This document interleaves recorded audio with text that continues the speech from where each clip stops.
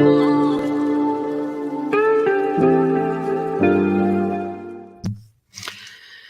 right, how's it going, everybody? My name is Gav. This is Fabulous Flicks, and we look a little bit different tonight. As always, with me, of course, is Tyler, the Rogue Leader, and the gentleman to my right and your left. I would like to welcome Mr. Rich Elliott on. What's going on, man? Oh, not much. Have a good night. Perfect. Tyler, do you have a beverage? You know what? I actually do not. Well then, that seems to be a you problem. Yeah. You guys cheers yourself over there. Mm-hmm. Still recovering. I just watched the episode. Oh, yeah. I must admit, we literally just watched it. So we started a couple minutes late.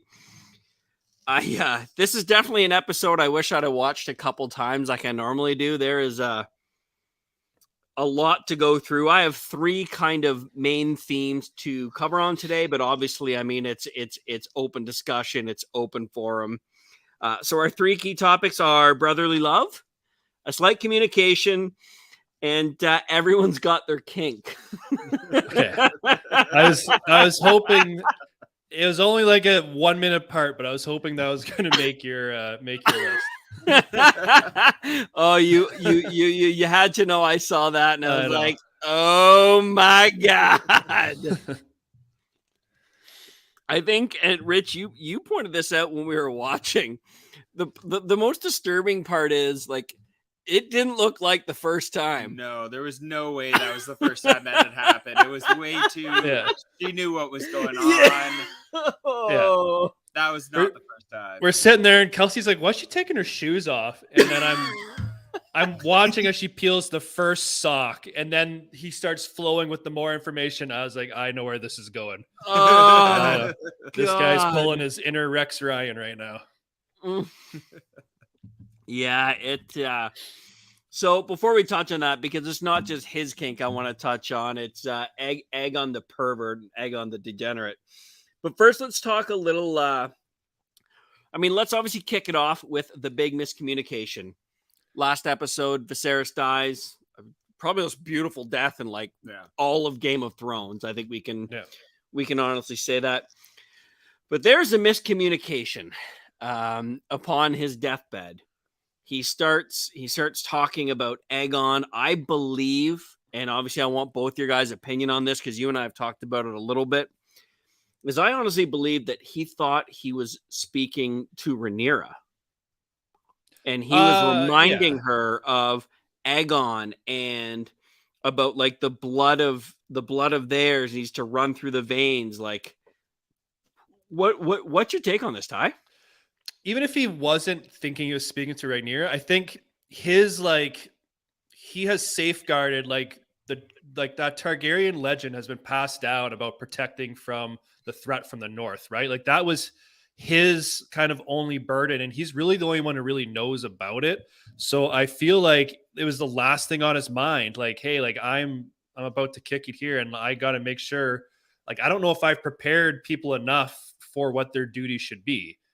Right. And he's kind of having his late night hallucination, whether it's he thinks he's talking to Rhaenyra or anyone. I think he just wants anyone to listen. Like, hey, the stuff that Aegon the Conqueror said, that stuff's real. We got to take it serious. And unfortunately, in Game of Thrones, every other sibling gets named the same name. So it gets taken a different way. Well, most of them are related, so it's really not that unlikely. Yeah. Rich, what are your takes on it? Because you didn't necessarily agree with me on this, did you?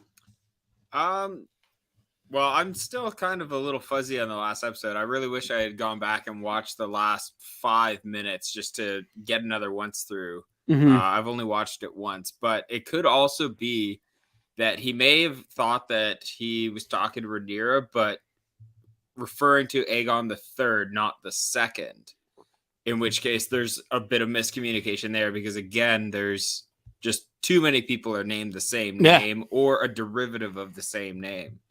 Yeah, that's a valid point. Yeah, I guess I hadn't even thought that maybe Aegon is being. It could be Aegon the 27th at this point, right? There's so many of them. Either way, he's not talking about his son. No. He's definitely not talking about Aegon, the degenerate seed spreader. I mean, that So kid's in a different yeah. world. So now, once we get our council meeting, does it take away from the drama of that last episode that they were planning to do it anyway? Or is it the piece they needed because the queen wouldn't have gone along with it? And now, because of that late night talk, she's automatically on board with what they've been scheming. Well, I guess Otto and the rest of the council have been scheming this entire time. Rich, what do you think? I think it was going to happen regardless, and that was just kind of the cherry on top was the queen now kind of being on board after a Yeah. miscommunication there. Yeah, I think the queen would have been the biggest I obstacle. agree. I mean, yeah. I don't think it ruined it at all. In fact, if anything, it just added to the sneaky legacy that is Otto Hightower. Yeah. Like, what a POS. Like, it doesn't surprise me that he had been planning this in the background, but I was still a little shocked. He's like, okay, so we're going to be then moving ahead with Preparation H. It's like, wait, what? Yeah. Yeah. Like immediately, like Yeah. and the funny thing too is that the one thing I couldn't help but think, I know we didn't get Damon in this episode at all, but like if No. you go back to the first couple episodes, you felt very probably positively about Kristen Cole and Otto, right? Yeah. And now everyone was negative on Damon, and now it's completely reversed. Like Otto and Cole tends to be, two of the biggest douches on the show. And now I feel like everyone's going to be cheering for Damon, especially with the events that just went down. Oh God, yeah. Yeah. God, yeah. And let's transition that into brotherly love. So there's obviously a divide in the Red Keep amongst the King's Guard.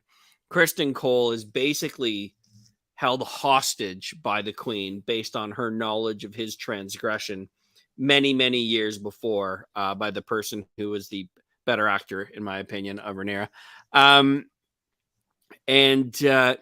Like, you see some serious lines drawn. You see, the master of the King's Guard basically hang his cloak up, and all this over, a lot of it over the brothers. So let's talk about Aegon and Aemond. So Aemond is pretty vocal about the fact that, this guy has no desire. He is into literally anything and everything. And Aemond's there, who's an absolute stud with a sword. He's learning the histories. The guy's an absolute savage. Yeah. And then they find him like literally under a piece of cement. They got to go to they have to go to the White Worm, right? Like, what are your thoughts on this, Aemond and Aegon? And is this something that you see a recurring theme of? Because you see it with Daemon and Viserys. Yeah. Aemond is he just appears to be built different, right? Like I feel he's being set up to be a true power player on the show. He, like, to your point, he wants it. He understands the politics. He's deadly. I was almost waiting for him to kill his brother actually in this episode. Like, 100%. I was way with bated breath. Yeah. Well, yeah. I wouldn't put it past him at all. Yeah, he's just, I don't know. It's the actor just has the most menacing, creepy, just glare / look, and he never switches from it. It's always the same look, like shit's about to go down. We haven't really seen it yet, but he's definitely flirting with it. But yeah, we got the brother who doesn't want it, and now he's just going to be given it, but who knows, like once he's named heir and all the wars and everything's settled, like Aemond could literally just poison him or do something, have an hunting accident, right? And then he would be uncontested to the throne. So I think he's definitely setting himself up in the future. Okay, so speaking of poisoned, and I don't know if I necessarily want to dive into this, was Otto Hightower poisoning King Viserys? Well, they had him drugged, right? So he couldn't make decisions. But was like he actually human soup? Yeah. Like, and they never say what it is. Yeah. Ever. I mean, there's a lot of theories about, the throne pricks him in the arm, and this gives him leprosy or turns him into Two-Face from Batman. Like, there's something there that doesn't add up. And if you look back a couple episodes, Viserys, when he calls Hightower out and dismisses him, he talks about the fact that his dad died of a burst belly 5 days after being in peak physical form. Yeah. I wouldn't put it past them, and I wouldn't put it past that maybe it's revealed down the road that that was part of Otto's plan the whole along, right? Yeah. Get his daughter in the position, get some heirs, and then take the king, take the king down. Yeah. But again, I don't know. Yeah. He could have easily just been susceptible to disease, whatever it is the hell he had. But Yeah. All right. So you've got a couple different crews going after Aegon. They're down in the pits. They go to some pretty low areas, including the infamous Flea Bottom, which I remember from Game of Thrones. And you see at least one very blonde child running around. And the one brother who's the Knights of the Kingsguard says, "Is that one of Aegon's?" And the reply is like, "Yeah, probably one of a few." yeah. Like, this guy's just laying it everywhere. And they're in this area where kids are fighting. It's following in all future king's footsteps. Because wasn't Robert Baratheon's bastard from Flea Bottom too, the blacksmith? That is absolutely correct. Yeah. Yes, he Yeah, was. Absolutely. So Yep. they like to go down there and have their fun, and Yeah. So they find him thanks to the white worm. And what did you think of her demand, other than the money? I think it's interesting because she definitely has. I'm just hearing a little feedback. Is there a speaker in your room? Oh, I must admit, we're using the speaker from the laptop just because of the angles we're Yeah. at. So, but yeah, I think she realizes she's one of the most powerful people, right? Remember, like in Game of Thrones, what was his name? Lord Varys, I can't remember his nickname. with all of his little pigeons or whatever it was. My little birds or whatever. His little birds. That's right. He secretly was very powerful because he controlled the secrets. He was always in power knowledge and could, vice versa, use it for the opposite effect, that, chain. Mm-hmm. So I think she was just trying to do good for where she was. And she's probably happy with where she, her position, but obviously she pays for it because of Laris, is that his name? Yeah, Laris. Yeah, I'm I'm assuming that's her place on fire. Yeah, I think so. Yeah, I would. I got a question for you guys, and this is the one part of the episode I didn't catch or didn't understand. What was his intent with getting Aegon first? Any thoughts? Because why did the queen so desperately need to get him before Otto did? And that's the part that I was confused the entire time. I have a thought, but I don't want to go first. What do you think? That's actually an interesting thought. I hadn't really given that much thought, to be honest with you. I believe that Otto's primary, because Aegon is weak. He's just a walking hard on. And he's going to be very easily manipulated by those who's going to feel safe to be himself around.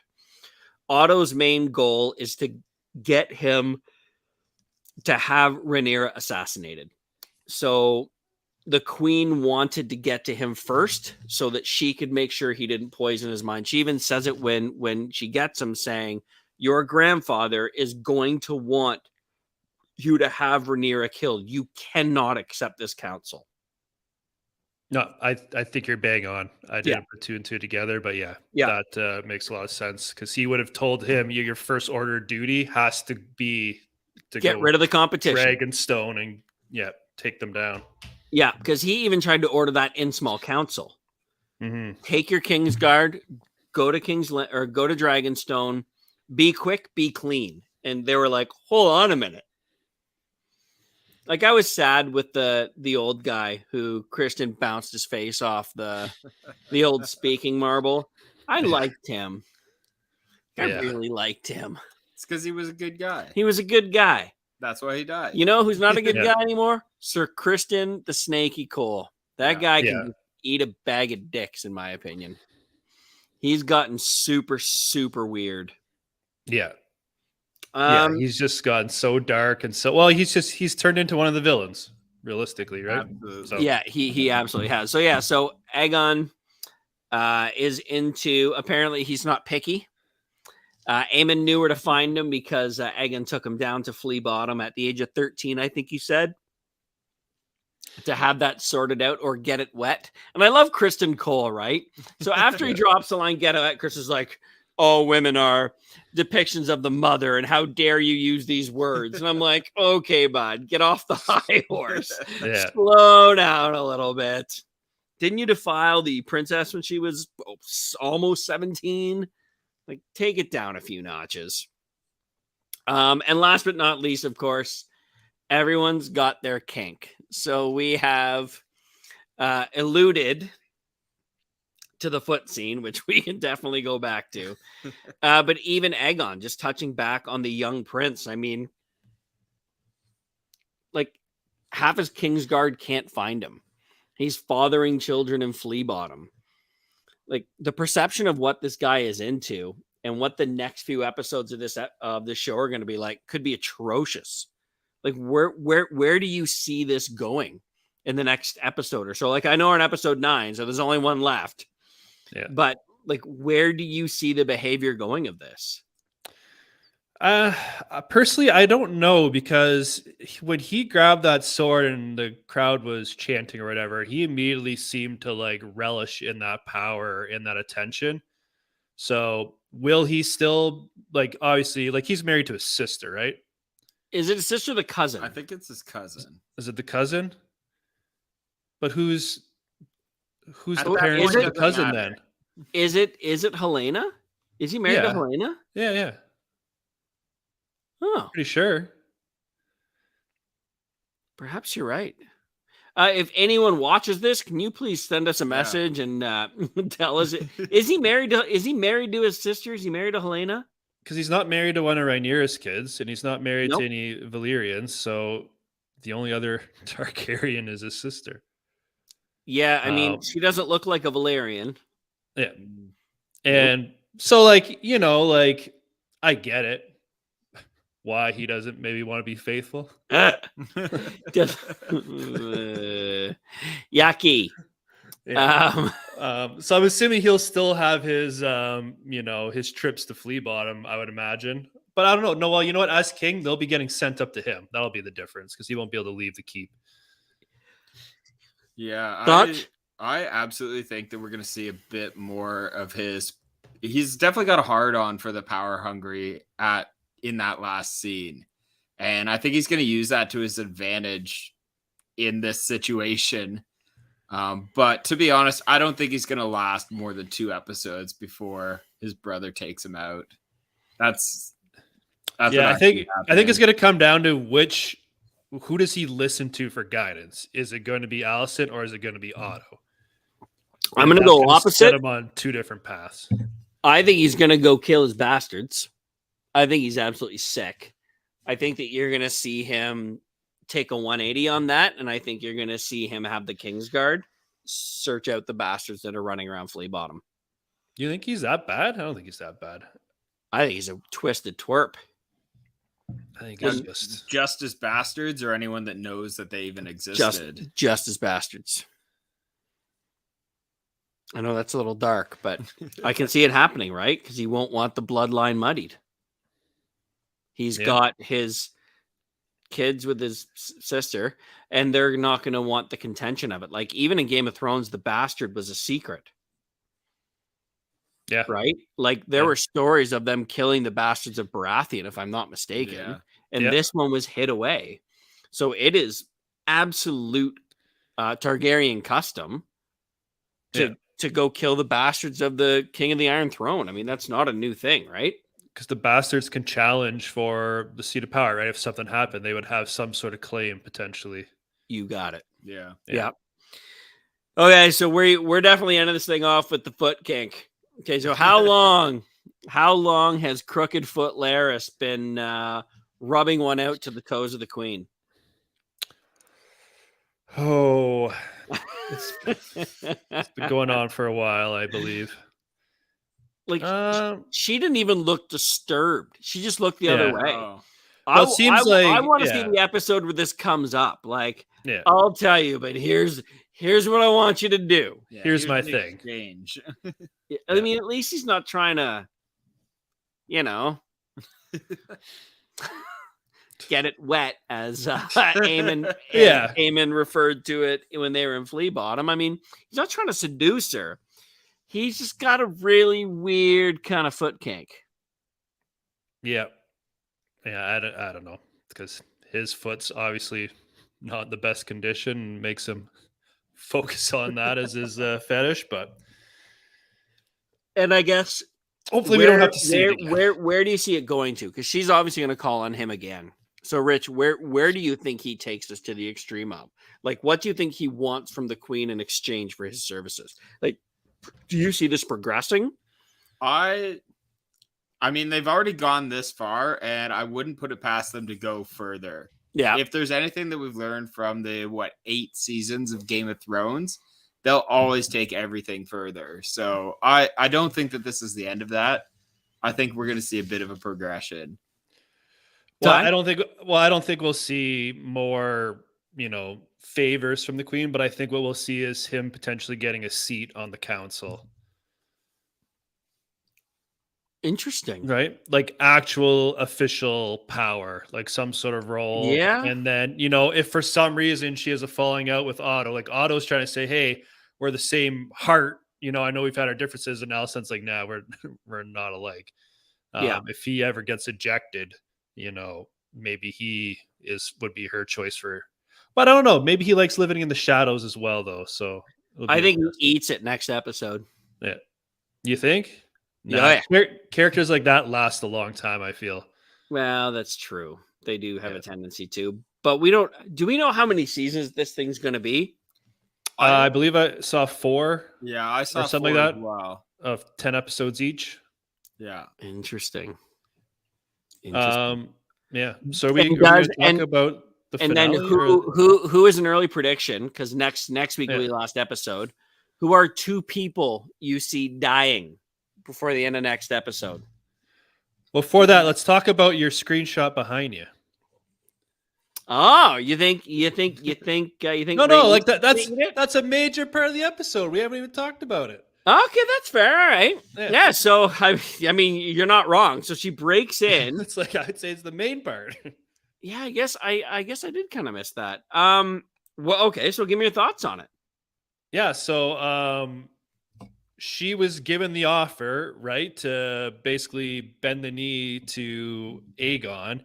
Yep. And I don't think she took too kindly to being imprisoned in her own room and all that shit. And when she's watching, the Ascension, is that what they called it? Yep.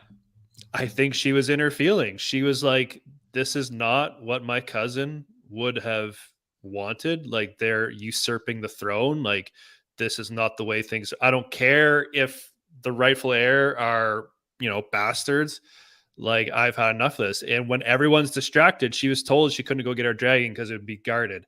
But she sees her chance, gets it, and now strikes a major blow, because now that dragon, I'm assuming, is going to get pledged to Rhaenyra and Daemon. Oh, yeah. Absolutely. Rhaenys? Yeah. Absolutely. Yeah. I mean, obviously she wasn't going to cook them up on stage, because that's not how the story goes. I was hoping someone was going to bite it. I thought she was going to, maybe not Dracarys everyone, but maybe just pick somebody off and crunch them and then fly away. Instead, she just murdered half the town. Yeah, I mean...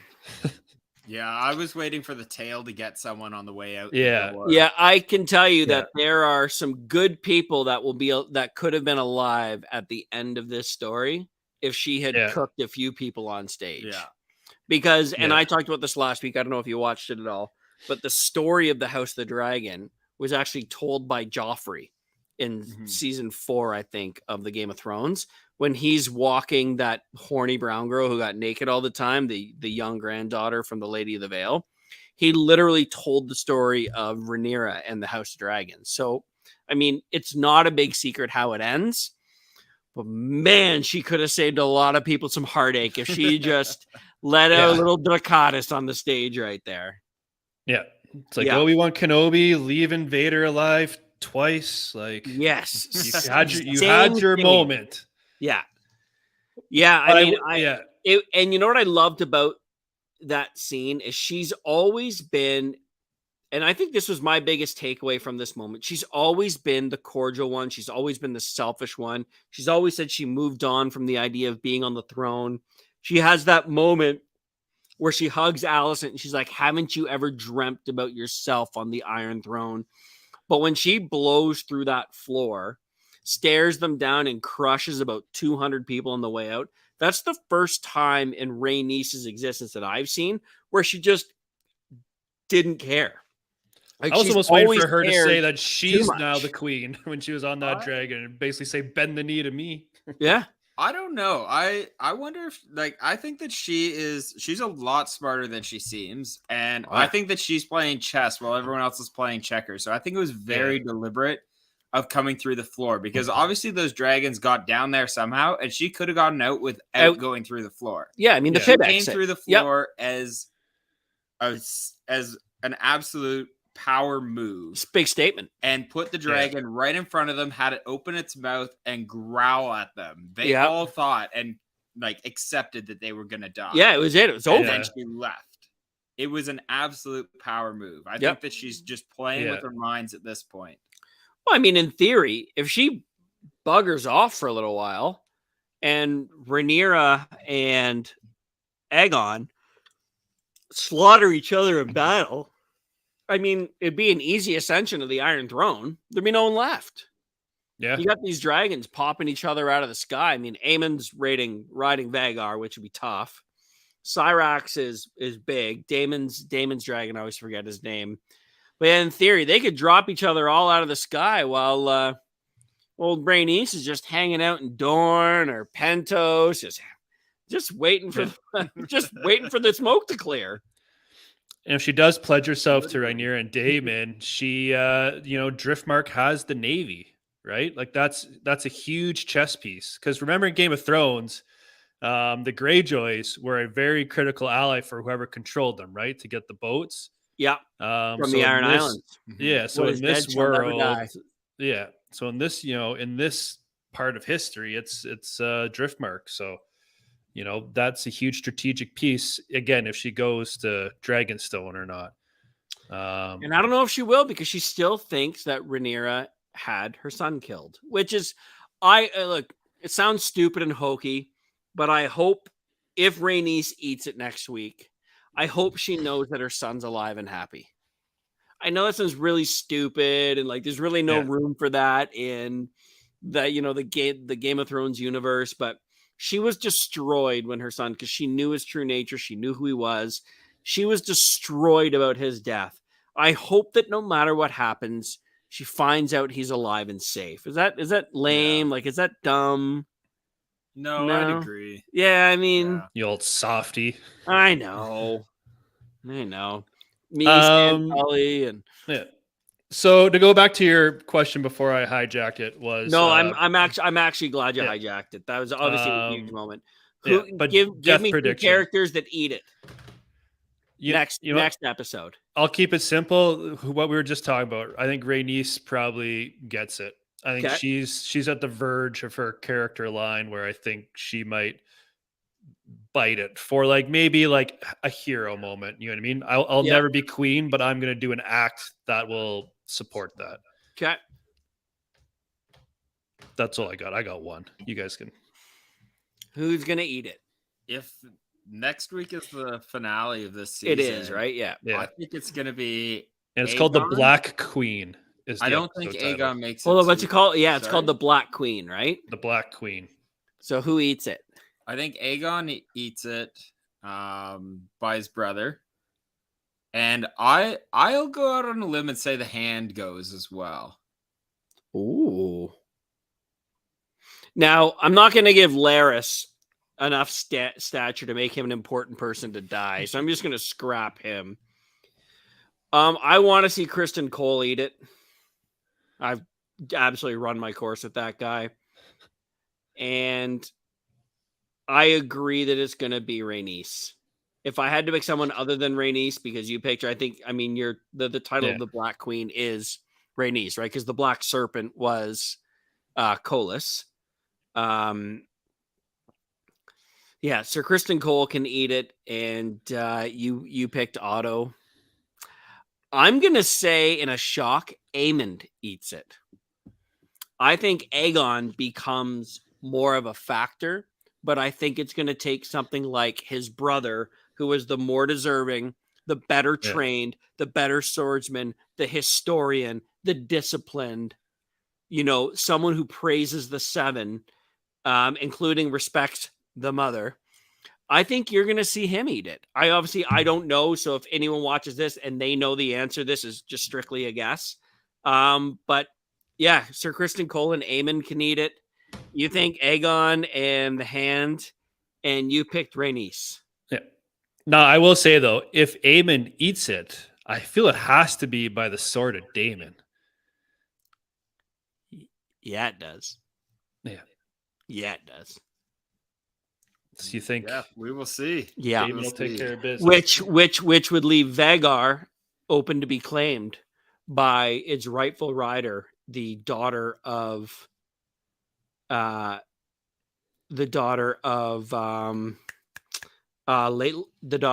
Laena and Daemon Targaryen.